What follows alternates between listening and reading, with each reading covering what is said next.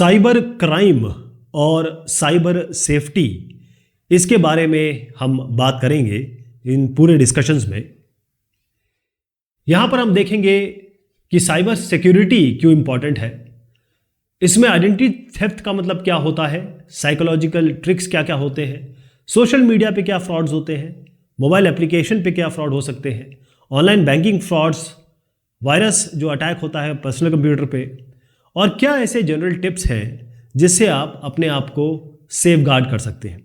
अगर by chance आपके साथ कुछ अपराध हो जाता है, क्राइम हो जाता है, तो कैसे इस इंसिडेंट को, इस इवेंट को आप रिपोर्ट करेंगे, यानी कि मदद लेंगे। साइबर सिक्योरिटी, साइबर से मतलब है इंटरनेट, कंप्यूटर, नेटवर्क और वर्चुअल रियलिटी, इन सब को मिला लीजिए साइबर शब्द बनता है। सिक्योरिटी का मतलब होता है सुरक्षा, यानी इन सब जगह पर कैसे सुरक्षित रहें और क्या इस सुरक्षा का मतलब होता है। आज इंटरनेट चाहे छोटा बच्चा हो, लड़का हो, टीन, आदमी हो या फिर कोई बुजुर्ग हो, किसी के लिए भी इंटरनेट, कंप्यूटर, लैपटॉप या कंप्यूटिंग डिवाइसेस ये जिंदगी के आयाम हो गए हैं। यानी कि हर आदमी किसी न किसी काम के लिए इंटरनेट को, कंप्यूटर को, लैपटॉप को, स्मार्टफोन को यूज करता ही करता है। कोई भी मैच्योर आदमी हो, समझदार हो, इंटेलिजेंट हो, आईक्यू अच्छा हो या टेक्नोलॉजिकल टाइप में बहुत एडवांस्ड हो, यानी कि प्रोग्रामिंग करता हो या कंप्यूटर या इलेक्ट्रॉनिक्स में मास्टर हो, तो भी स्कैम्स में वो फंस जाता है। स्कैम्स मतलब होता है कि आपको बेवकूफ़ बनाना, तो स्कैम्स से फंस जाता है। बेसिक चीज़ ये हो गई है कि साइबर क्राइम जो पुराने तरीके के क्राइम थे उससे ज़्यादा भयंकर और ख़तरनाक हो गया है। पहले जो बर्गलरी होती थी, यानी सामान चुराना, घर में घुस के चीज़ें उठा लेना या किसी को मारना, काटना, 10 साल में ये क्राइम काफ़ी कम हो गए हैं, क्योंकि क्रिमिनल्स ने, अपराधियों ने एक नया तरीका जान लिया है कि अब हर एक आदमी, उसके घर में एक कंप्यूटर होगा, और अगर कंप्यूटर नहीं होगा तो क्या होगा, उसके जेब में या उसके बच्चों के जेब में या उसकी बीवी के जेब में एक मोबाइल ज़रूर होगा, आप कहें स्मार्टफोन ज़रूर होगा। इस स्मार्टफोन और मोबाइल या कंप्यूटर के ज़रिए वो आपके सीधा घर में घुसता है, आपके जेब में घुसता है और आपको नुकसान पहुंचाता है। तरह तरह के साइबर क्राइम होते हैं। जो भी अपराध साइबर यानी कंप्यूटर, इंटरनेट या नेटवर्क पे हो रहे हैं, कंप्यूटर से इन्वॉल्व हो, नेटवर्क यानी कि जब हम इधर से उधर डेटा भेजते हैं तो बीच में वायर्स होते हैं, नेटवर्क होते हैं, स्विच होते हैं, हब होते हैं, तमाम तरीके के इलेक्ट्रॉनिक गैजेट्स होते हैं। तो इस जगह पे जो क्राइम होते हैं, अपराध होते हैं, इन्हें साइबर क्राइम की श्रेणी में रखा जाता है। बहुत छोटे लेवल, यानी केवल आप डाउनलोड कर रहे हैं कोई ऐसी म्यूजिक फाइल या कोई फाइल जो इलीगल है, उससे अगर मैं आगे ले जाऊं कि आपका पूरा बैंक अकाउंट खाली हो जाए, यहां तक का रेंज है इन क्राइम्स का, इन अपराधों का। कई बार ये अपराधी फाइनेंशियली मोटिवेटेड नहीं होते। मोस्टली अपराधी जो होते हैं, जो आपको क्रिमिनल मिलेंगे, उनको पैसा चाहिए होता है, दे वांट मनी किसी भी तरीके से। लेकिन दूसरे ऐसे अपराधी अब देखे गए हैं जो आप किसी एक महिला को शादी का झांसा देके फांस देंगे, या आपका इंफॉर्मेशन यूज कर लेंगे किसी तरीके के आगे के फ्रॉड करने के लिए, या आपके कंप्यूटर को खराब करने की कोशिश करेंगे, हैक करने की या क्रैक करने की कोशिश करेंगे, या किसी बच्चे या महिलाओं को सेक्सुअली यानी शारीरिक तौर पे नुकसान पहुंचाएंगे या उनका उपभोग करने की कोशिश करेंगे। तो आइडेंटिटी थेफ्ट कौन कौन से हो सकते हैं type of cyber crime? Identity theft है, इसमें हम साइकोलॉजिकल ट्रिक्स के बारे में बात करेंगे। सोशल मीडिया पे कौन कौन से अटैक हो सकते हैं, डिजिटल बैंक पे क्या फ्रॉडेलेंट चीज़ें होती हैं, मोबाइल एप्लीकेशन जो आजकल आ गए जिसे हम ऐप्स कहते हैं, उसके तहत क्या क्या अलग अलग नुकसान पहुंचाए जा सकते हैं, और अगर आपके पास पर्सनल कंप्यूटर है तो वहां क्या क्या नुकसान हो सकते हैं। आइडेंटिटी थेफ्ट, आइडेंटिटी थेफ्ट का मतलब होता है कि आप सैम है और कोई और आदमी दुनिया की नजरों में सैम बन के घूम रहा है। ठीक, आपकी आइडेंटिटी आपकी पहचान कोई दूसरा आदमी चुरा लेता है और जो काम आप कर सकते हैं वो सारे काम ये कर रहा है, और वो आपका पर्सनल इंफॉर्मेशन सारी उसके पास है, आपकी जितनी भी व्यक्तिगत जानकारी है, इसके अलावा फाइनेंशियल यानी कि जो पैसे से रिलेटेड जानकारी है वो भी उसके पास है, उसके कब्जे में है। तो आपका नाम लेके, आपकी पहचान लेके वो तरह तरह के अपराध कर सकता है। आइडेंटिटी थेफ्ट का मतलब होता है पहचान को चुराना। मोस्टली ये जो पहचान चुराना का काम है इसमें फाइनेंस से रिलेटेड ज़्यादा नुकसान होते हैं। फाइनेंस से ज़्यादा आपका पैसा चुरा लिया या आपके इंफॉर्मेशन जान के कहीं मोबाइल बैंकिंग के थ्रू या फिर डायरेक्ट बैंकिंग के थ्रू आपका नुकसान पहुंचा दिया, या कहीं कोई क्राइम कर दिया आपके नाम पे, इसे आइडेंटिटी थेफ्ट कहते हैं। पहले तरीका का जो आइडेंटिटी थेफ्ट है यानी पहचान चुराना, इसमें आता है हैकिंग और gaining access to social media account. आजकल हम सभी या तो फेसबुक पे हैं या हम इंस्टाग्राम पे हैं, ट्विटर पे तो है ही हैं, सब लोग ऐसे तमाम तरीके के सोशल मीडिया अकाउंट्स हमारे पास है, लिंक्डइन भी हो गया इसमें। तो जो अटैकर है यानी कि जो गलत आदमी है वो इस सोशल मीडिया अकाउंट को या फिर इसके यूजर नेम पासवर्ड को हैक करता है या जानने की कोशिश करता है या जान लेता है, और फिर आपकी जो व्यक्तिगत जानकारी है, पर्सनल इंफॉर्मेशन, आपके जो फोटोग्राफ्स हैं, फोटोज, उनका मिसयूज करता है, उनका दुरुपयोग करता है। और उसके बाद कई बार खास तौर पे महिलाओं के साथ, लड़कियों के साथ ये होता है कि आपकी इज्जत वो खराब करता है, आपको डिफेम करता है या आपके नाम पे पैसे मांगने लगता है।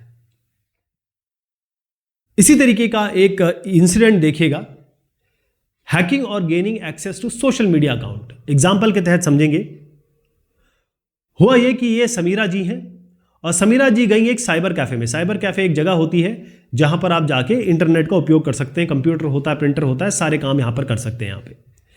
तो यहां ये गई, इनको एक प्रिंट लेना था, इनको एक ईमेल से प्रिंट आया हुआ था, इन्होंने एक प्रिंट कमांड दिया और प्रिंट यहाँ पर चला गया। प्रिंटिंग यहाँ पर ये कर रही हैं, तो ये प्रिंटिंग यहाँ कमांड चला गया और उसके बाद बीच में ये क्या करती हैं, अपना ईमेल तो इनका खुला हुआ है, साथ में ये फेसबुक या जो भी इनका सोशल मीडिया अकाउंट है उसको वो चेक कर लेती हैं, क्योंकि इन्होंने पैसे दिए हैं, सोचती हैं कि चलो ये भी कर लें।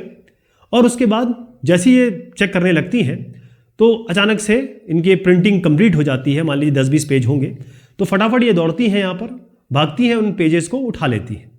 फिर ये क्या करती हैं कि अभी इन्होंने ब्राउज़र खुला हुआ है, क्योंकि कंप्यूटर पे काम कर रही हैं, तो मान लीजिए इन्होंने ब्राउज़र गूगल क्रोम ही मान लीजिए इन्होंने खोला हुआ है, और फिर यहाँ पर इनके अलग अलग टैब में यहाँ फेसबुक है, इंस्टाग्राम है या ईमेल है, ये जाके सीधा अपना ये ब्राउज़र बंद कर देती हैं और सीधा पैसा वैसा दे के वो बाहर निकल जाती हैं। ध्यान रखिए, इन्होंने किसी भी अकाउंट से लॉग ऑफ नहीं किया है, जितने भी अकाउंट खोल रखे थे इन्होंने, सीधा ये पैसा दे के बाहर निकल जाती है। इनको थोड़ी जल्दी भी थी।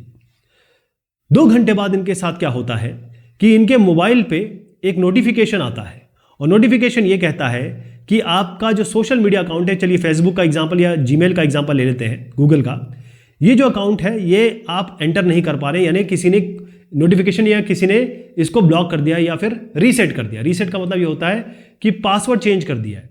ये बहुत कोशिश करती हैं कि उस पासवर्ड से एंटर करने की कोशिश करें, लेकिन ये अपने इन अकाउंट पे एंटर नहीं कर पाती हैं, एक्सेस नहीं कर पा रही। फिर क्या होता है, समीरा को उनके एक बॉस का कॉल आता है और वह कहता है कि समीरा, बहुत ही कॉन्फिडेंशियल डॉक्यूमेंट थे, वो इंटरनेट पे लीक हो गए हैं। जो हमारे सबसे इंपॉर्टेंट डॉक्यूमेंट थे वो इंटरनेट पे लीक हो गए हैं। उसके बाद एक दोस्त से भी इनको फ़ोन आता है और वो दोस्त ये कहती है कि तुम्हारी गंदी फ़ोटो, तुम्हारी ऑब्सीन फ़ोटो, इमेजेस और गंदी वीडियोस, यानी आपको मॉर्फ करके, आपका अलग अलग चेहरा लगा के आपका सोशल अकाउंट पे ये सारी फ़ोटो डाली जा रही हैं। समीरा बेचारी परेशान हो जाती है, रोने लगती है, दुखी हो जाती है। एक तो इनके कारण प्रोजेक्ट के इंपॉर्टेंट डॉक्यूमेंट इंटरनेट पे आ गए, उसके बाद जो इनकी फोटोग्राफ थी, सबसे बड़ी बात है औरतों या लड़कियों के लिए कि उनके नंगे या गंदे फोटो सोशल मीडिया पे डाल दिए जाते हैं। तो इन्होंने जो लॉग आउट नहीं किया उस पर ये बहुत दुखी होती हैं, और जो क्योंकि कहते हैं ना कि जो हो गया अब उसको कैसे वापस लाएंगे। समीरा पहुंचती है साइबर सेल पे, मतलब पुलिस के पास पहुंचती है, और पुलिस जो काम करती है वो बेहतर करती है। वो उस आदमी को जिसने ये काम किया है या जिस इंसान ने काम किया उसको धर लेती है और उसके बाद उसको जेल में भेजती है। तो यहां पर हमने क्या क्या चीज सीखी। पहली चीज तो आप अपने ब्राउजर को डायरेक्ट क्लोज नहीं करेंगे, लॉग आउट जरूर करेंगे। पहली चीज लॉग आउट जरूर करिएगा। जो आपका 2 स्टेप वेरिफिकेशन होता है, पहले आप यूजर नेम पासवर्ड मतलब पासवर्ड डालेंगे, फिर उसके बाद क्या होगा कि आपका OTP ये आना चाहिए आपके मोबाइल पे, आपके ही मोबाइल पे, तब आप कोई भी चेंज कर पाएंगे। ये 2 स्टेप वेरिफिकेशन आपको करना है। ध्यान रखिए यूजर नेम और पासवर्ड कभी भी ब्राउजर पे सेव ना करें। वेब ब्राउजर यानी कि जैसे आपका इंटरनेट एक्सप्लोरर हो गया या गूगल क्रोम हो गया। इसके अलावा जो अगर आप सोशली बहुत एक्टिव है या सोशल मीडिया अकाउंट्स आपके बहुत ज़्यादा हैं, तो ध्यान रखिएगा कि इसमें मोबाइल से इसको लिंक करिए, ताकि अगर कोई भी इसमें छेड़छाड़ हो तो आपके मोबाइल पे OTP आए और आपको नोटिफिकेशन आए। ध्यान रहे कि अगर साइबर कैफे या किसी और के कंप्यूटर पे आप कोई काम करते हैं तो परमानेंटली डिलीट करिए सब चीज़ों को, मतलब शिफ्ट डिलीट से होता है, शिफ्ट दबा के डिलीट करेंगे तो रिसाइकल बिन में भी नहीं जाएगा आइटम, वो पूरा डिलीट हो जाएगा, कोई इसे रिट्रीव नहीं कर पाएगा। एक और तरीके का इसमें फ्रॉड या कहें अपराध होता है, वो है misuse of photocopies of identity proofs. इसमें क्या होता है कि जो अटैकर है यानी जो अपराधी है, वो क्या करता है कि वो आपकी जो आइडेंटिटी प्रूफ है उनका उपयोग करता है अपना बना के। जैसे आपका पैन कार्ड हो गया, आपका आधार कार्ड हो गया, या कोई भी ऐसा आपका आइडेंटिटी प्रूफ है, उसका वो उपयोग करने लगता है, इसकी फोटोकॉपी बनाता है या इसको कहीं देता है ताकि आपको फाइनेंशियली नुकसान पहुंचाया जा सके और वो अपना फायदा कर सके। इसका जो एग्जाम्पल है वो देखिए, यहां पर एक मिसयूज हो रहा है फोटोकॉपीज का, जो उसकी आइडेंटिटी प्रूफ्स है यानी कि पहचान पत्रों का दुरुपयोग हो रहा है। होता यह है कि जो सुरेश है वो एक नॉन रेप्यूटेड लोन एजेंसी, ध्यान रखिएगा, कई बार आपको मैसेजेस आते हैं कि आपको लोन मिल जाएगा, आपको इतना बगैर किसी इंटरेस्ट के लोन मिलेगा, फटाफट लोन मिल जाएगा। वहां पर ये अपने कागज बहुत इंपॉर्टेंट, जिसे हम कहेंगे कि पहचान पत्र, वो यहां जमा करा देते हैं, क्योंकि बहुत कम लो इंटरेस्ट रेट पे ये इस झांसे में आ जाते हैं। ये अपना पैन कार्ड, ये अपना IT रिटर्न, सब चीजें यहां जमा करा देते हैं। उसके बाद क्या होता है, 4 महीने बाद इनको एक फोन आता है। ये फोन आता है इनके बैंक मैनेजर से, और बैंक मैनेजर कहते हैं क्या आपने लोन के लिए अप्लाई किया हुआ है? सुरेश कहते हैं नहीं, मैंने तो कोई लोन के लिए अप्लाई नहीं किया हुआ है। सुरेश बैंक पहुंचते हैं तो देखते हैं कि ये जो डॉक्यूमेंट है ये वाकई में इनके ही है, और इनके डॉक्यूमेंट का यूज करके क्राइम करने की कोशिश की जा रही है। जिस आदमी ने यह कोशिश की उसने एक बैंक में नहीं, तमाम कम से कम 7 ऐसे बैंक हैं या 7 ऐसी जगह है जहां पर लोन लेने की मंशा से इनके जो आइडेंटिटी कार्ड्स हैं, फोटोकॉपी या उसका ओरिजिनल या फिर उसकी स्कैन कॉपी यूज की है। बस ये 7 ऑटो और पर्सनल लोन जो उपयोग करने की किसी ने कोशिश की, सुरेश को बहुत नाराजगी होती है अपने ऊपर कि किसी एक ऐसे अनट्रस्टेड एजेंसी से, कि ऐसे एजेंसी से जिसका हमें पता नहीं था, जिसका इंपॉर्टेंस भी हमें नहीं पता था, मैंने वहां पर अपने कागजात दे दिए जो कि मेरे लिए बहुत इंपॉर्टेंट थे। तो हम यहां क्या सीखते हैं? पहली चीज ये है कि कभी भी अपना डिटेल या कॉपी अपने आइडेंटिटी कार्ड की, चाहे आपका पैन कार्ड हो, आधार कार्ड हो, वोटर कार्ड हो, ड्राइविंग लाइसेंस हो, एड्रेस प्रूफ है, ये कभी भी एक ऐसे आदमी को ना दीजिए या ऑर्गेनाइजेशन को या किसी ऑफिस को मत दीजिए जो उसका मिसयूज कर सकता है। ध्यान रखिए कि कभी भी कोई आइडेंटिटी प्रूफ किसी भी जगह पे मत छोड़िए। अपनी कोई भी इंफॉर्मेशन, सेंसिटिव इंफॉर्मेशन, चाहे डेट ऑफ बर्थ हो, बर्थ प्लेस हो, फैमिली डिटेल हो, आपका एड्रेस हो, फोन नंबर हो, कभी भी पब्लिक प्लेटफॉर्म पे मत डालिए, सोशल मीडिया पे मत डालिए, ऐसी एप्लीकेशन में मत डालिए जहां से लोग उसको छीन सकते हैं या निकाल सकते हैं।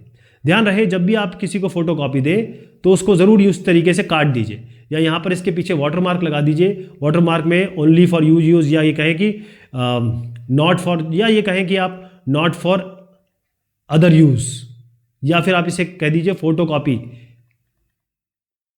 यानी जो भी आपको वाटरमार्क लगाना है जब भी वो आइडेंटिटी कार्ड आए किसी के पास, तो वो उसका यूज ना कर पाए किसी और काम में। ठीक, ध्यान रखिए अपना क्रेडिट, डेबिट या ATM कार्ड, इसकी रिसीट निकलती है। जब भी आप किसी का ATM में पैसा निकालते हैं उसकी रिसीट निकलती है, उस रिसीट को वहीं फाड़ दीजिए, वहां पर वापस मत छोड़िए। एक और तरीका का इसमें फ्रॉड है जिसे हम कहते हैं क्रेडिट डेबिट कार्ड स्कीमिंग। इसमें क्या होता है कि जो आपका कार्ड है, इस कार्ड में सारी इंफॉर्मेशन होती है, इसमें एक चिप है ना, इलेक्ट्रॉनिक चिप है। इसी चिप में अगर आप देखें तो आपका नाम, आपका जो कार्ड नंबर है, जो एक्सपायरेशन डेट है, वो सारी चीज़ें, जो CVV नंबर, ये सारी चीज़ें अगर आप देखेंगे तो आपके कार्ड पे लिखी होगी ऊपर, या इस चिप में इंफॉर्मेशन होगी, है ना। तो अगर ये कार्ड कोई क्लोन कर ले या कार्ड किसी तरीके से वो बना ले तो इसका मिसयूज़ कर सकता है वो। तो होता यह है कि एक स्कीमर आता है, ये ऐसी मशीन आती है जिसमें जैसे ये कार्ड डालेंगे वो मशीन जो है ये सारी इन्फॉर्मेशन अपने पास ले लेगी, और फिर ये मशीन के जरिए इस इंफॉर्मेशन के जरिए कोई आपका मिसयूज़ कर सकता है इंफॉर्मेशन का, आपके पैसे निकाल सकता है या आपके साथ फ्रॉड कर सकता है। यहां पर जो हम इंसिडेंट देख रहे हैं, यहां पर जो एक कहीं इवेंट हुआ है वो है क्रेडिट और डेबिट कार्ड स्कीमिंग का। होता यह है कि सचिन और उनके दोस्त ये डिनर के लिए जाते हैं, एक रेस्टोरेंट में खाने के लिए जाते हैं। तो यहाँ पर ये जो वेटर है वो इनको बिल पकड़ाता है। तो सचिन कहता है कि आप कार्ड से पेमेंट लेते हैं? वेटर कहता है बिल्कुल हम लेते हैं। तो सचिन अपना जो डेबिट कार्ड है वो वेटर के हवाले कर देता है।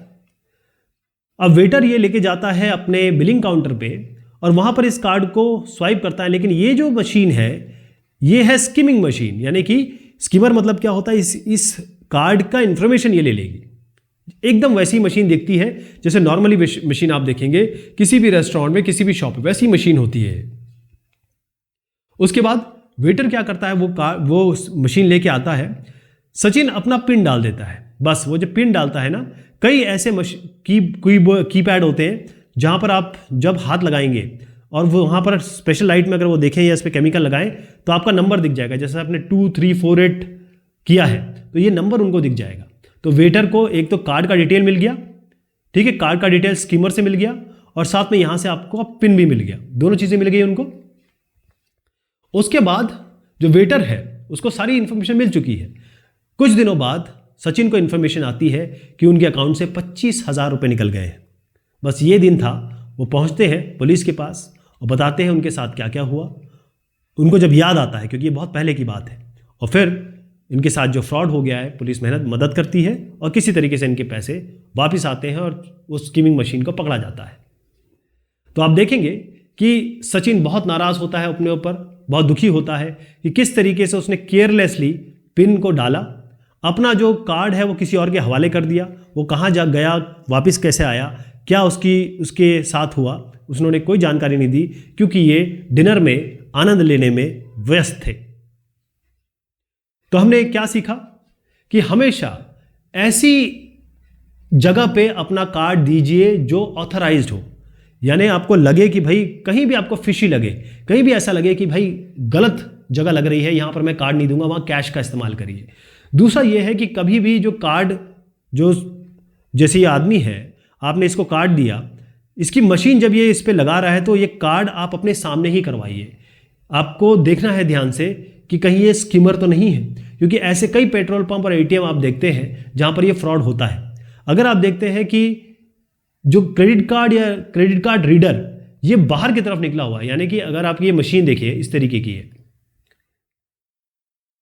अगर इस मशीन से बाहर की तरफ कोई चीज निकली हुई है तो आप समझ जाइएगा कि यहां पर स्कीमर है, क्योंकि एक मशीन जो होती है उसमें कार्ड आपका अंदर की तरफ जाता है, बाहर की तरफ जो चीज निकली होती है वो आपके कार्ड के डिटेल को चुराने के लिए होती है। सबसे इंपॉर्टेंट बात, पिन को कभी भी शेयर मत करिए, क्योंकि पिन अगर आप शेयर कर देंगे, कार्ड अगर किसी को नहीं भी मिला, उसने इसकी इंफॉर्मेशन ले ली, तो पिन आपका सबसे इंपॉर्टेंट होता है, उसके जरिए आपका पूरा नुकसान हो सकता है।